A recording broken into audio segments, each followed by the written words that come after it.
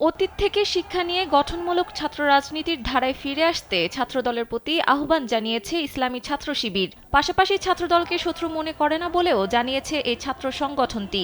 ছাত্র শিবিরের official Facebook page থেকে দেওয়া এক স্ট্যাটাসে ছাত্রদলের প্রতি এই আহ্বান জানান ইসলামী ছাত্র শিবিরের সভাপতি জাহেদুল ইসলাম। খুলনা প্রকৌশল ও প্রযুক্তি বিশ্ববিদ্যালয়ের সংঘর্ষের ঘটনাকে কেন্দ্র করে এ আহ্বান জানান তিনি। স্ট্যাটাসে জাহিদুল ইসলাম বলেন, ছাত্রদলকে আমরা শত্রু মনে করি না। আমাদের লড়াই ফ্যাসিবাদের বিরুদ্ধে। তাদের সরাসরি কিংবা কৌশলে অনেকবার বোঝানোর চেষ্টা করেছি, অতীত থেকে শিক্ষা নিয়ে গঠনমূলক ছাত্র রাজনীতির ধারায় ফিরে আসুন। কিন্তু বন্ধু প্রতিম সংগঠনটি আমাদের আহ্বানে সাড়া না দিয়ে বিগত ফ্যাসিস্ট ও তাদের শাহবাগী দোসরদের পরামর্শে অগ্রসর হচ্ছেন, যার প্রতিফলন আজ কুয়েটে প্রমাণিত হলো।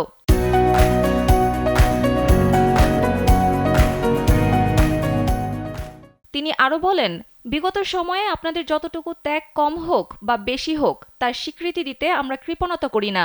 কিন্তু আপনারা হাঁটছেন ঠিক আগের মতো উল্টো পথে। দখলদারিত্বের মনোভাব পরিহার করে শিক্ষা ও সেবামূলক ছাত্র রাজনীতির ধারায় ফিরে আসুন। নতুন বাংলাদেশ বিনির্মাণে সামর্থ্যের আলোকে ভূমিকা রাখুন।